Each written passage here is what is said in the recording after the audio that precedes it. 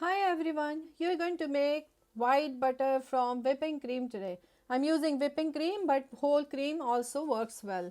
I warmed the milk, heated a little bit and then added 2 teaspoonful of yogurt and let it sit for 6 hours covered. After 6 hours yogurt was set, then I refrigerated it overnight. You can see I have a thick cream yogurt ready.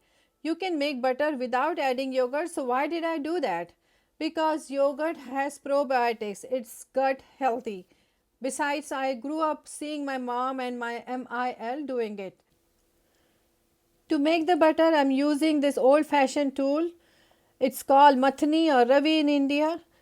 But you can use an electric mixer or hand mixer or even a simple balloon whisk. Any of those will work well. Hand mixer and electric mixer will do the job much faster than doing it by hand. But I just prefer doing it this way. So now all we have to do is keep on churning or stirring it with that wooden tool. It will take anywhere between 6 to 10 minutes by doing it by hand. Like I mentioned before, using a hand mixer will speed up the process. So it's up to you how you want to do it. All we have to do is churn it and stir it.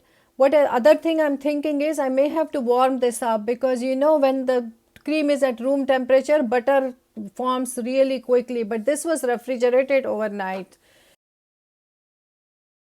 I'm going to warm it up now.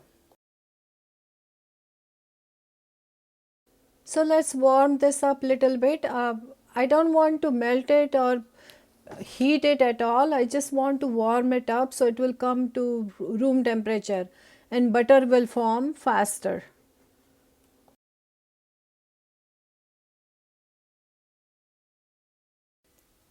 So we are back to churning now. I will have to keep on doing this process until butter separates. It's really fun to make this butter at home. I enjoy doing it. You can get butter outside easily anywhere. But once in a while, I do want white butter, which tastes really good on millet bread or on your toast you want to eat.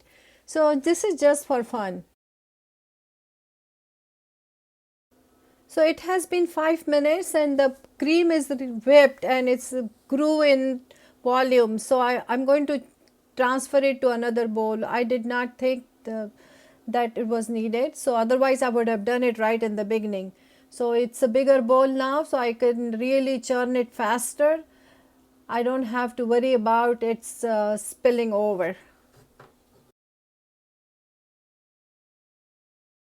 It has been 9 or 10 minutes and you can see butter is formed. There are big lumps there. That's the sign butter is ready. There is liquid you can see at the bottom, which is buttermilk. It's absolutely delicious. You will have to make this at least once. So I need to separate this. I'm going to add little bit of cold water and that will separate the butter even better and I can get a big lump of the butter and it will be easy to separate it. I have washed my hands really well twice before starting this process. My hands are impeccably clean, so don't you worry about it. So the final step is we need to wash this butter with cold water to make sure there is none buttermilk remaining and butter is completely separated from buttermilk. And that water I will add it to the buttermilk.